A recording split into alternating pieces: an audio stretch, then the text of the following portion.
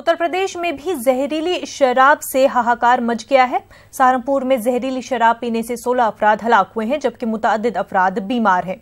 इस पूरे मामले पर उत्तर प्रदेश के वजीर आला सख्त हो गए हैं। उन्होंने इस मामले की जल्द तहकीकात और मुल्जिमों के खिलाफ कार्रवाई करने का हुक्म दिया है। योगी आदित्यनाथ ने कहा कि डीजीपी तय करेंगे कि पुलिस महकमे में किसकी गलती है।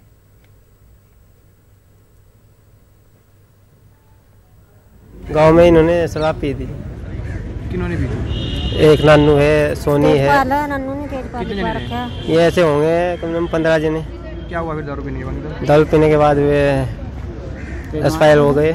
कितने आदमी एक्सपायर हुए? 5 हो गए।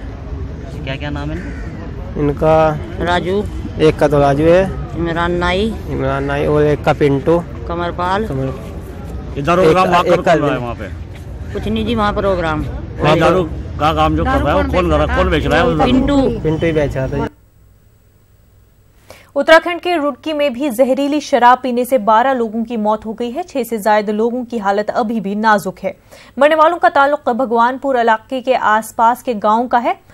एक्साइज महकमे के 13 अफसरान को मुअत्तल कर दिया गया है।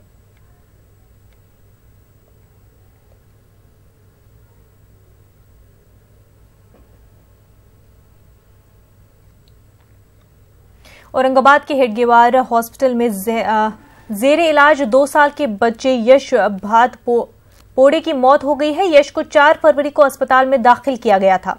रिश्तेदारों का कहना है कि यश को रूबेला का टीका लगाने के बाद से उसकी हालत मुतासिर हुई और उसकी मौत का सबब डॉक्टरों की लापरवाही है। यश के रिश्तेदारों ने लाश लेने से इनकार कर दिया है। वाज़ेह रहे कि 2 साला यश पिछले 4 रोज से हेडगेवार अस्पताल में जेरे इलाज था। डॉक्टरों के मुताबिक यश के दिमाग में बुखार चढ़ गया था, जिसकी वजह से वो कोमा में चला गया था।